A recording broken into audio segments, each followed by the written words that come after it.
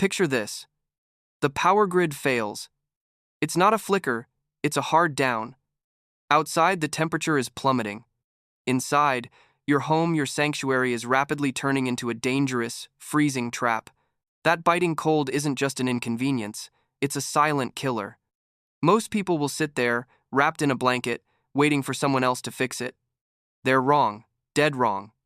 When a blackout hits, you have absolutely no idea what to do next. And in that moment, what separates survivors from victims isn't luck. It's not wishful thinking. It's having a plan. In this video, I'm not just giving you a list. I'm giving you a survival plan, 12 powerful heating methods that need zero electricity. We're going to dive deep into the pros, the cons, and most importantly, the life-saving safety precautions for each. Because when the power dies and the cold sets in, knowledge is what keeps you and your family alive. Let's get started. Number 1. The foundation. You are the furnace. Rule number 1, and it's the one everyone seems to forget, you are the furnace. Your first job isn't to build a fire, it's to stop wasting the heat your own body is already generating. The way we do that is through a critical system, layering. Now, this isn't about just piling on clothes, it's a science. It's about creating a system that traps air, wicks moisture, and shields you from the elements. It all starts with the base layer, the one against your skin. Its only job is to manage moisture. Let me be clear, cotton is your worst enemy here. There's a reason survivalists have a saying, cotton kills. It's not a joke, it's a stark reality. Cotton absorbs sweat and holds it against your skin, sucking the heat right out of your core. Your base layer must be merino wool or a quality synthetic, period. These materials pull moisture away, keeping you dry, which keeps you warm. Next is your mid-layer, your insulation. This is your fleece, your down, your thick wool. Its job is to trap warm air. You might even wear multiple mid-layers. This layer needs to be looser to create those pockets of insulating air. Finally, the outer shell. This is your armor against the outside world, wind, rain, snow. It must be windproof and waterproof. It protects all the other layers and keeps them working. And don't forget your head, hands, and feet. You lose a massive amount of heat through your extremities. A wool hat, insulated gloves, and thick wool socks are non-negotiable. Mastering layering is the cheapest, most reliable survival skill you have. It turns your body into a portable heating system. Before you even think about another heat source, you'd better have this system dialed in. Number 2. Mylar space blankets. Now we take that first principle, conserving your own body heat, and put it on steroids. We're talking about the Mylar space blanket. These thin, crinkly sheets are a staple in every serious emergency kit for a reason. NASA developed this technology to control heat on spacecraft, and it can literally save your life in a blackout. The shiny surface reflects up to 90% of your body's radiated heat right back at you. It's not producing heat, it's forcing your own heat back onto you, dramatically cutting down on heat loss. It's also windproof and waterproof, creating a powerful barrier against the elements. Using it is simple. Shiny side towards your body. Drape it around you, but don't wrap it skin tight. You want to create a small pocket of air between you and the blanket. That trapped air is extra insulation. Remember, the Mylar itself has no insulating value. Its magic is reflection. Stockpiling these is a no-brainer. They're dirt cheap, weigh almost nothing, and you can stash them everywhere. They do tear easily and aren't breathable, so you'll need to vent moisture now and then. But as a way to give your personal furnace a massive boost and stave off hypothermia, the Mylar blanket is one of the most effective tools in your arsenal. Number 3. The thermal battery. Now we go from space-age tech to a method as old as humanity itself, using heated rocks. This is how you create a thermal battery, a way to bring safe, radiant heat into your shelter with no flame, no smoke, and no carbon monoxide risk. The concept is brutally simple. Rocks have high thermal mass, meaning they're great at absorbing and storing heat. You charge them up in a fire, then bring them inside to slowly release that heat for hours. But the most critical part is rock selection. Get this wrong, and you could be seriously injured. Let me be crystal clear. You must use rocks that are completely dry. River rocks are extremely dangerous. Any trapped moisture inside will turn to steam and expand, causing the rock to explode like a grenade, sending shrapnel everywhere. Look for dense, solid fieldstones. Inspect them for any cracks where water could be hiding. Heat them on the coals of an outdoor fire or in a wood stove. You don't need them glowing red hot. Once they're too hot to touch, use heavy gloves or metal tongs to move them into a non-flammable container like a metal bucket or a cast iron pot. Never put a hot rock directly on your floor. You now have a portable, flameless radiator. Place it in the middle of a small room, or wrap a warm, not scorching rock in a towel and put it in the foot of your bed. As long as you have a fire outside, you can run a shuttle system, one set of rocks cooling inside while another is charging outside.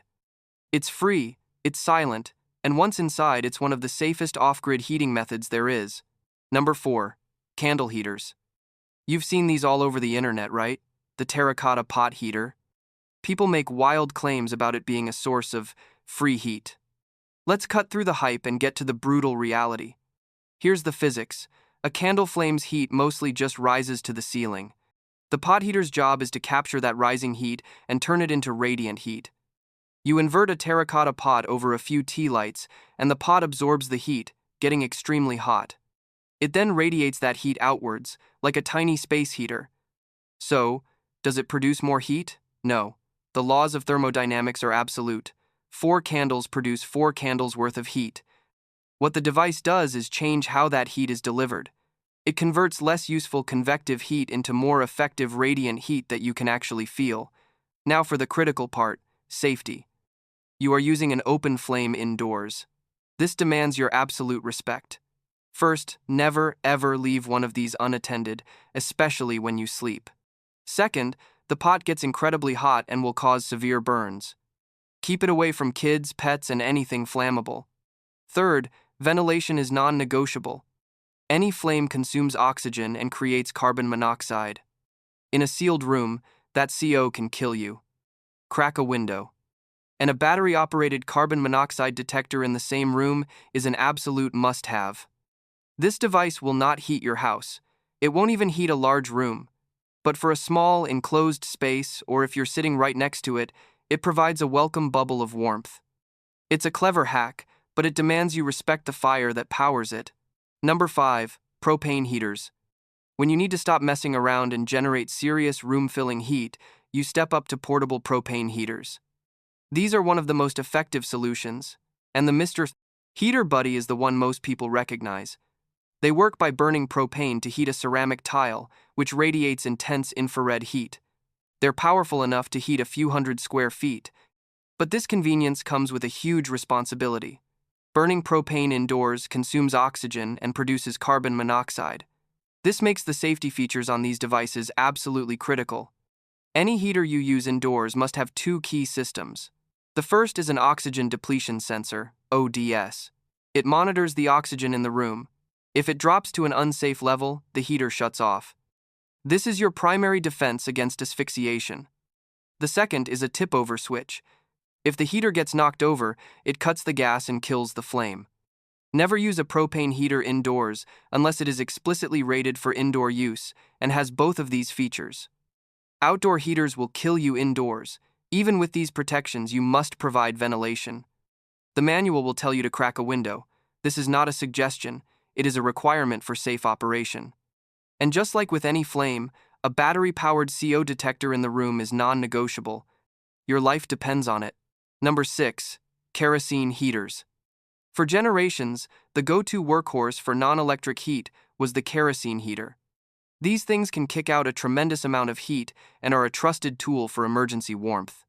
They work through convection and radiation, using a wick to draw up kerosene from a tank, creating a flame that heats a metal structure, which then radiates warmth and circulates hot air. But safety is paramount. First, the fuel. You must only use 1K grade kerosene. Let me be very clear. Never use gasoline. It's more volatile and will cause an explosion. When you buy kerosene, make sure it's crystal clear. Cloudy fuel is contaminated and will produce harmful fumes. Store it outside, away from your living space. Refueling is where people make deadly mistakes. Turn the heater off. Let it cool down completely. Take it outside to refuel. Every single time. Spilling fuel indoors is a massive fire hazard. Like propane heaters, these consume oxygen and produce pollutants. Ventilation is mandatory. A window must be cracked. Never leave one running overnight while you sleep. A carbon monoxide detector isn't optional, it's essential for survival. A well-maintained kerosene heater is a powerful ally, but you have to treat it with respect. Number 7. Wood-burning stoves. When we talk about true, long-term, off-grid heating independence, one solution stands above all: the wood-burning stove. This isn't just an emergency heater, it's a piece of infrastructure that transforms your ability to live securely without the grid. Unlike an open fireplace that sends most of the heat up the chimney, a wood stove is a sealed metal box designed to radiate and convect enormous amounts of heat into your living space. Its biggest advantage is the fuel. Wood is a renewable resource you might be able to get for free. However, a wood stove is a major commitment. First, installation. This is not a casual DIY project. A bad installation is one of the leading causes of house fires. You must have it installed professionally to meet local codes, with proper clearances and a certified chimney. Get it wrong, and you will burn your house down. Second, fuel. You can't just burn any wood. You need seasoned firewood wood that's been cut, split, and dried for at least 6 months. Burning wet wood is inefficient and creates creosote, a tar-like substance that builds up in your chimney. A creosote buildup can ignite, causing a catastrophic chimney fire. This means you need a system for processing and storing a lot of wood. A wood stove is a lifestyle, it's work. But the payoff is unmatched: powerful, sustainable heat, a cooking surface, and the security of knowing you can keep your family warm no matter what. If you're serious about being prepared, there is no better investment. Number 8. Alcohol stoves. For a minimalist, ultralight, and surprisingly effective solution, we turn to the humble alcohol stove. These are a favorite of backpackers, but their simplicity makes them perfect for an emergency kit. The most popular DIY design uses 2 aluminum soda cans to create a small, pressurized burner. You fill it with denatured alcohol, and it produces a hot, clean flame like a gas stove. An even simpler version uses a small metal tin filled with cotton balls and soaked in alcohol. The fuel is the big advantage. Denatured alcohol, or 91% isopropyl alcohol, burn very cleanly with little odor and can be stored safely indoors. Now, the reality check. An alcohol stove is not a space heater. It's for boiling water, heating food, or taking the chill off a tiny personal space. But it's an open flame. It consumes oxygen. You need ventilation. The flame can also be nearly invisible in bright light, which is a hazard, so be aware. The main advantage of the tin and cotton ball design is that if it gets knocked over, the fuel is mostly contained, reducing the risk of a spill. It's a simple, effective, and empowering skill to have. Number 9. Passive solar heating. So far, all our methods have involved burning something. But what if you could heat your home with a source that requires no fuel, produces no emissions, and will never run out? This brings us to passive solar heating. This isn't a device, it's a strategy. It's the science of using your home's windows to capture the sun's energy. On a clear winter day, the sun's rays pass through your south-facing windows and heat the surfaces inside your home. To win at this, you must become an active manager of the Sunday. In the morning, open every curtain on the south side of your house. Let that sunlight pour in. On the other sides of your house, north, east, and west, do the opposite. Keep those curtains tightly closed. A window is either a solar collector or a heat drain. There is no in-between. The second part of the equation is thermal mass. Materials like concrete, brick, and tile absorb heat all day and then slowly release it at night. If you have a sunlit concrete floor, it becomes a giant, slow-release radiator. You can even place large jugs of water in direct sunlight to act as simple thermal batteries. This is free heat. It reduces the load on your other fuel sources and provides a huge psychological boost. Every morning in a blackout, your first job is to harvest the power of the Sunday. Number 10. Hot water bottles. Let's shift gears to a method that's less about heating a room and more about delivering targeted personal warmth exactly where you need it: the hot water bottle.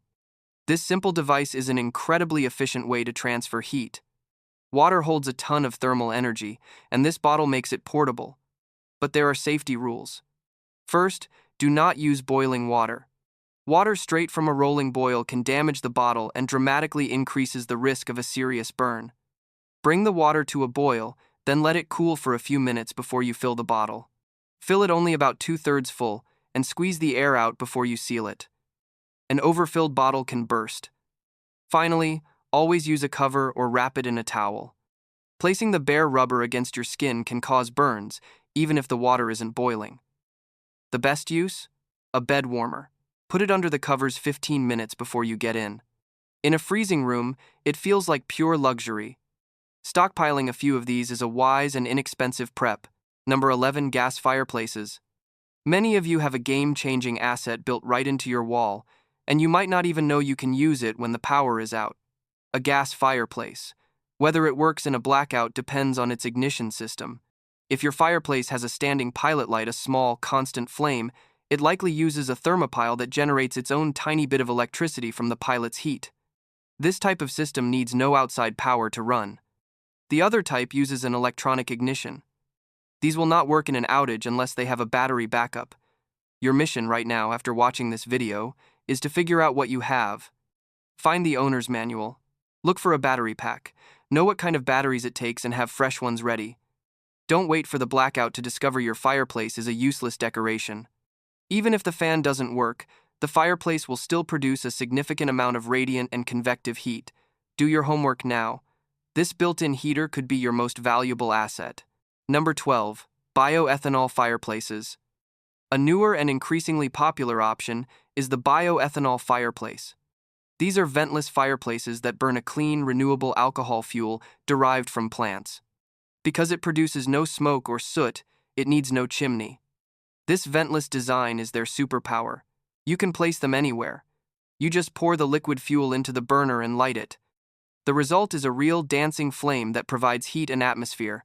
Now, for safety, ventless does not mean airless. Any fire consumes oxygen and produces carbon dioxide. It is crucial that the room has adequate ventilation. These are not for tiny, sealed rooms. They are considered supplemental heaters. They'll take the chill off a room, but they don't have the raw power of a propane or kerosene unit. And here is the most critical rule.